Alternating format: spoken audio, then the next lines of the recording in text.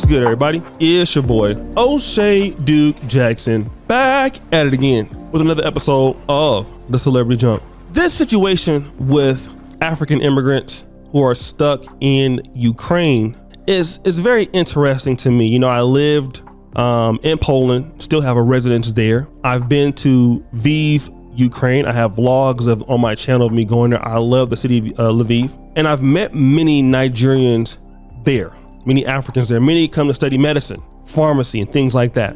It's typically cheaper and they're able to go back to Ghana, Nigeria and practice. But many people go there because they can't afford maybe to go to, let's say, London or the EU.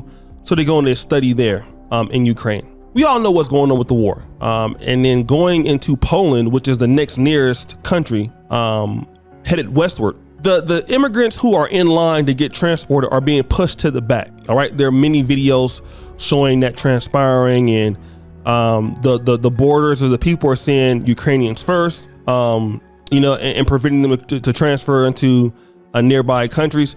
And there are even some accounts of African men pushing African women into the trains if they can't get in, because they say, okay, we're gonna take women and children. So they're pushing the black women to go in there and be transported and force them to take them.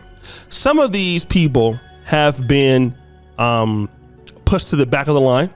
All right. But I want to talk about the Nigerian students who have arrived, or African students who have arrived in the Lublin area, some parts of Krakow, things like that. Now, I've talked to one of my buddies who works with the Nigerian embassy, and many people have been, you know, trying to contact the nearby embassies for help. And allegedly, from what he's told me, I know he's telling the truth. The Nigerian embassy is like, listen, these students are here. You guys are on your own. We can't help you or give you any assistance. So literally people have been raising money to transport people. Let's say, for example, if you're coming from Lviv and you want to go into Warsaw, you might stop in Lublin, Poland, but then you may need transport all the way to Warsaw where you can get accommodation, where you can get housing right now. And I read one comment, which is really gonna sum it all up. The guy said, I don't blame Ukrainian soldiers for keeping their people first, okay? I don't blame that. He says, I blame African leaders. And see, that's what the issue is. I think here we're expecting equality. Of course, they're gonna push the blacks to the back, okay? They're fighting for their country, for their people. They're gonna take their people first, okay? That's normal. I know that is what you would consider to be racist or something like that. We as blacks around the world, we gotta stop thinking that people are gonna be fair to us in situations such as these, because they're not. Here's the big question. Why are those African students there in the first place? That's the biggest problem. Why? Okay? Why are they there? We don't want to talk about that, do we? See? That's the problem. Because why? Those students should be in Africa. They should be in Ethiopia. As talented as Nigeria is, they should be in Nigeria. They should be in Angola, as rich as it is. They should be in Uganda, but they're not. They're in Ukraine. And it is the leadership, and I know we get to talk about the West, and people are here, people there. I'm in Uganda right now. I can tell you right now, there's plenty of opportunities.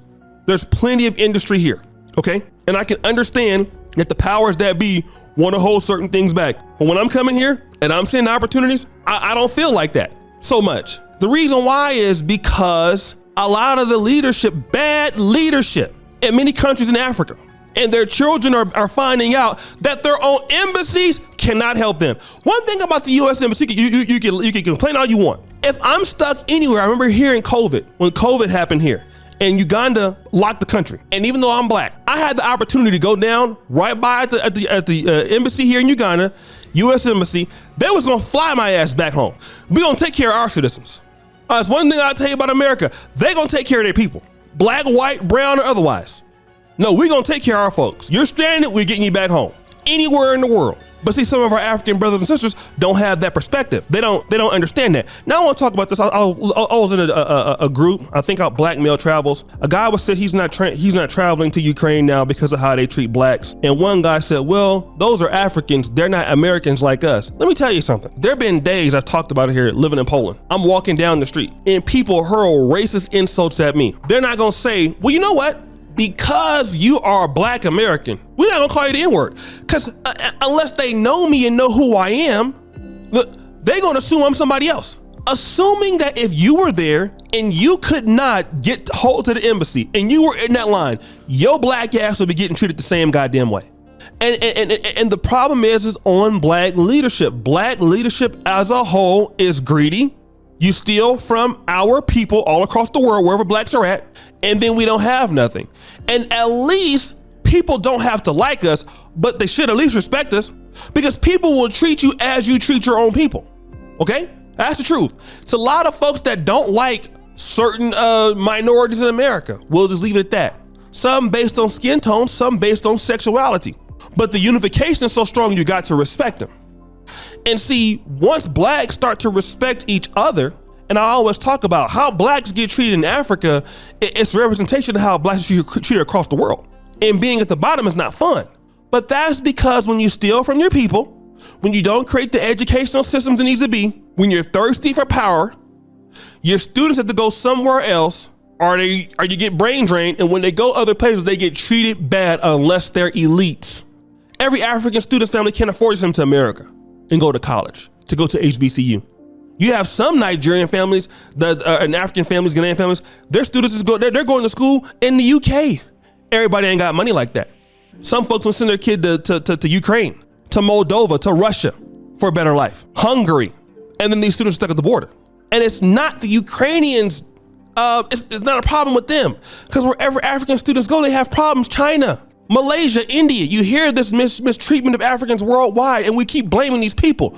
Let's blame it where it needs to be blamed, on the lack of African leadership. Why are there people not taking advantage of the opportunities back home? Why? The money's there, the economies are there, the markets for these people are there. I'm here, right? I can tell you that the opportunities are here.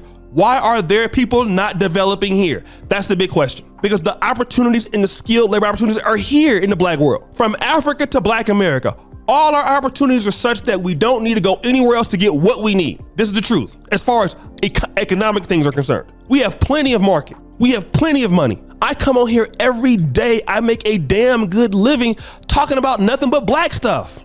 And I can't even get all the money. We're not talking about, these great apps like PiggyVest in Nigeria, okay, and all these agri-tech apps they have now. Like, are you serious? There's too much money here.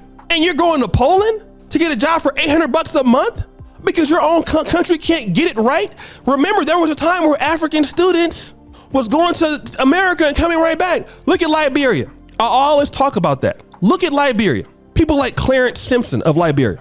He was an attorney. He got educated at Georgetown Law School, one of the best law schools in America. He had a brilliant career planned out for him. The late great Amos Sawyer, who was a PhD academic from Northwestern, also an American Liberian, which means he has African-American heritage. Opportunities were so great, it came back home, okay? William Tolbert has a daughter, I believe it's Wilhelmina Tolbert. She went and went to medical school in Canada in this late 60s, graduated and came back to Liberia. She would have been filthy rich in America or Canada. So there were times when people said, I have more opportunity back home than even back in America. They were getting edgy there and going back home to build. Not so much anymore. Why? But guys, what do you think? It's your boy, O'Shea Duke Jackson, back at it again with another episode of The Celebrity Junk. All right, appreciate you for all that you do. Subscribe, hit the bell, check out the first clip at the top. And as you know, the buffoonery remains at an all-time high. I'm out.